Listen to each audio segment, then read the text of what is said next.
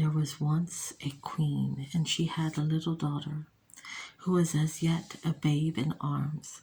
And once the child was so restless that the mother could get no peace, do what she would. So she lost patience, and seeing a flight of ravens passing over the castle, she opened the window and said to her child, "Oh, that thou wert a raven, and couldst fly away, that I might be at peace." No sooner had she uttered the words than the child was indeed changed into a raven, and fluttered from her arms out of the window. And she flew into a dark wood and stayed there a long time, and her parents knew nothing of her. Once a man was passing through the wood, and he heard the raven cry, and he followed the voice. And when he came near it, said, "I was born a king's daughter, and have been bewitched, but thou canst set me free." "What shall I do?" asked the man. "Go deeper into the wood," she said, "and thou shalt find a house and an old woman sitting in it. She will offer thee meat and drink, but thou must take none. If thou eatest or drinkest, thou fallest into a deep sleep, and canst not set me free at all. In the garden behind the house is a big heap of tan. Stand upon that and wait for me. 3 days, at about the middle of the day, shall I come to thee in a car drawn by 4 white horses, the first time, by 4 red ones the second time, and lastly by 4 black ones. And if thou art not waking but sleeping, thou failest to set me free."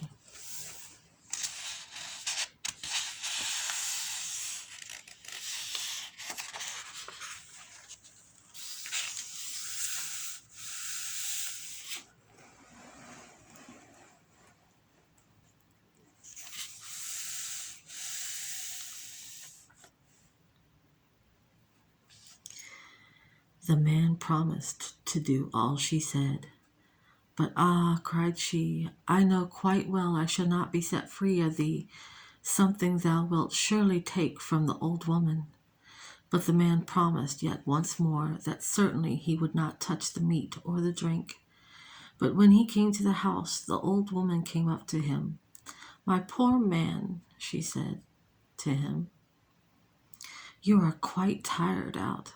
Come and be refreshed and eat and drink."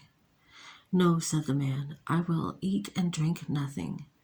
But she left him no peace, saying, "Even if you eat nothing, take a draught out of this cup once in a way."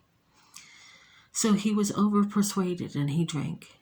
In the afternoon, about 2 o'clock, he went out into the garden to stand upon the tan heap and wait for the raven.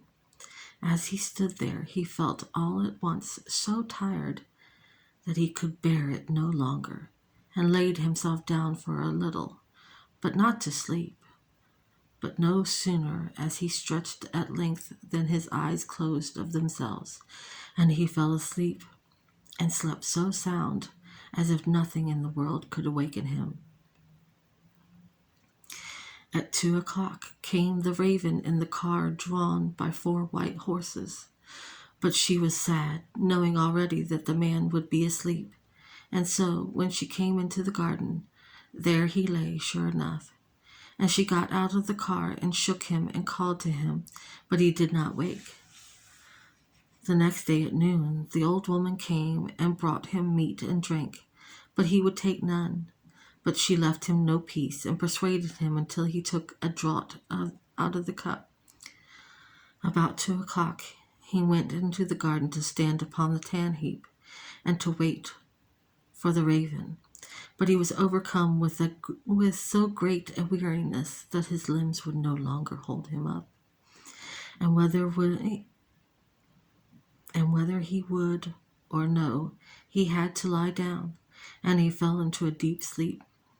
And when the raven came up with her 4 red horses, she was sad, knowing already that the man would be asleep. And she went up to him, and there he lay, and nothing would wake him. The next day the old woman came and asked what was the matter with him, and if he wanted to die, that he would neither eat nor drink. But he answered, I neither can nor will eat and drink. But she brought the dishes of food and the cup of wine.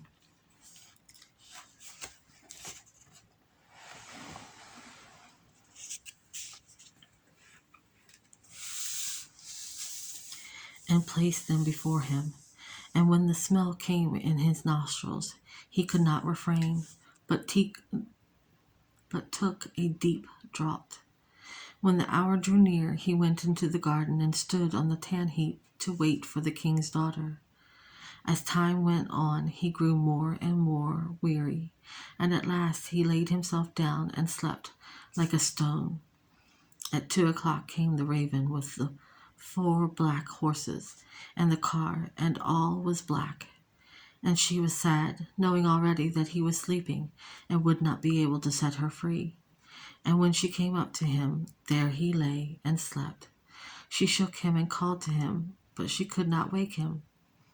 Then she laid a loaf by his side and some meat and a flask of wine. For now, however much he ate and drank, it could not matter. And she took a ring of gold from her finger and put it on his finger, and her name was engraven on it. And lastly she laid by him a letter in which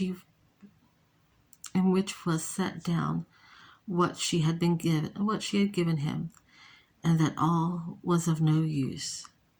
And further also it said, I see that here thou canst not save me, but if thy mind is to the thing, come to the golden castle of Stromberg.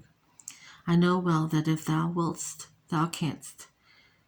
And when all this was done, she got again into her car and went to the golden castle of Stromberg. When the man waked up and perceived that he had been to sleep, he was sad at heart to think that she had been and gone, and that he had not set her free. Then, catching sight of what lay beside him, he read the letter that told him all, and he rose up and set off at once to go to the golden castle of Stromberg, though he knew not where it was. And when he had wandered about in the world for a long time, he came to a dark wood, and there spent a fortnight trying to find the way out, and not being able. At the end of this time, it being towards evening, he was so tired that he laid himself down under a clump of bushes and went to sleep. The next day he went on again, and in the evening, when he was going to lie down again to rest, he heard howlings and lamentations, so that he could not sleep. And about the hour when lamps are lighted, he looked up and saw a light glimmer in the forest. And he got up and followed it, and he found that it came from a house that looked very small indeed, because there stood a giant before it. And the man thought to himself that if he were to try to enter, and the giant were to see him, it would go hard, but he should lose his life. At last he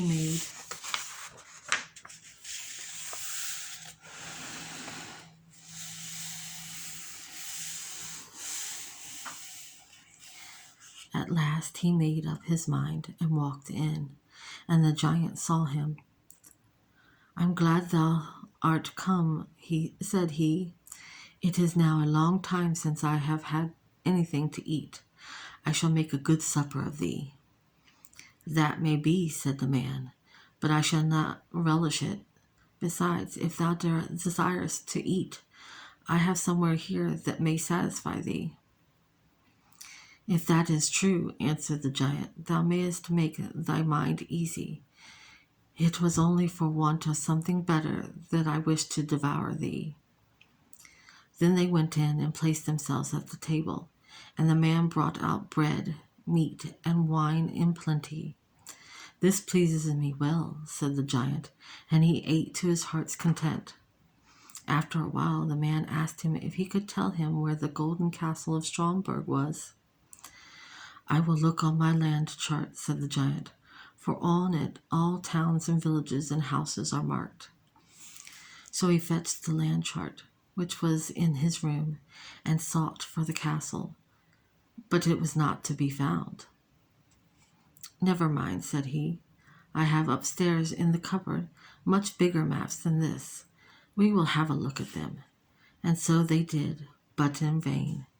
And now the man wanted to pursue his journey, but the giant begged him to stay a few days longer until his brother, who had gone to get in a store of provisions, should return. When the brother came, they asked him about the golden castle of Stromberg.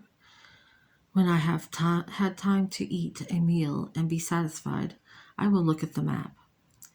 That being done, he went into his room with them, and they looked at his maps, but could find nothing. Then he fetched other old maps, and they never left off searching until they found the golden castle of Stromberg, but it was many thousand miles away. How shall I ever get there? Said the man. I have a couple of hours to spare, said the giant, and I will set you on your way. But I shall have to come back and look after the child that we have in the house with us. Then the giant bore the man until within about 100 hours' journey from the castle, and saying, You can manage the rest of the way by yourself. He departed, and the man went on day and night, until at last he came to the golden castle of Stromberg.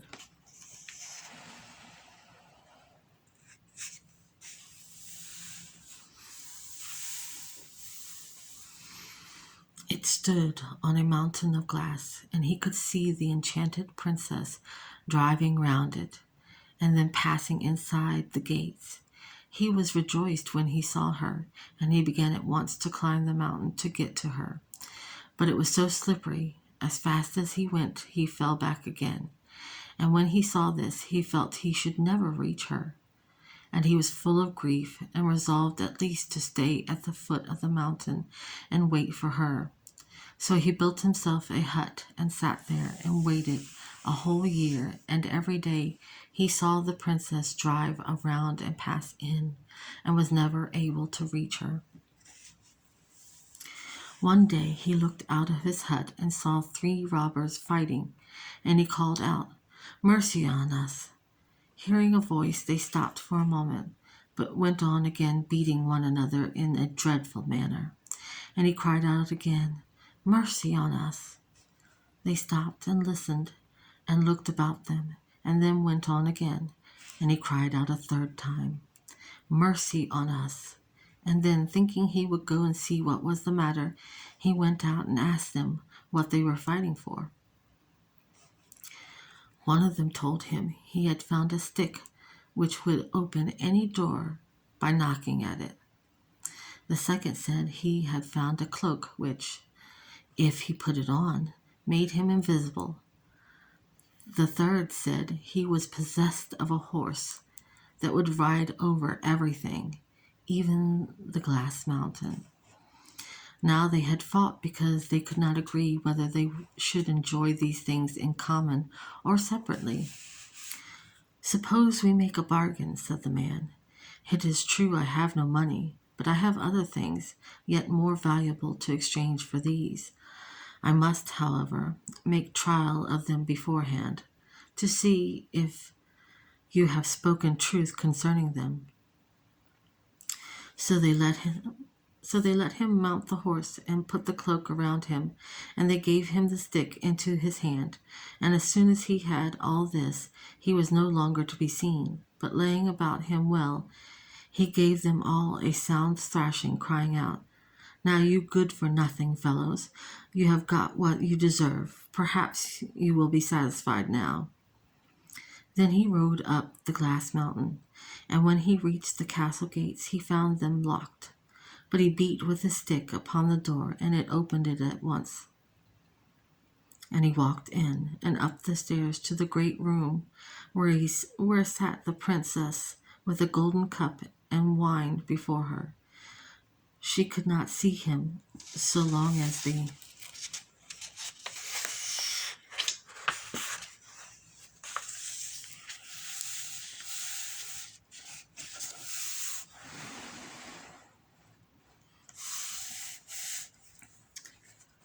so long as the cloak was on him. But drawing near to her, he pulled off the ring she had given him and threw it into the cup with a clang. "This is my ring," she cried, "and the man who is to set me free must be here too." But though she sought through the whole castle, she found him not.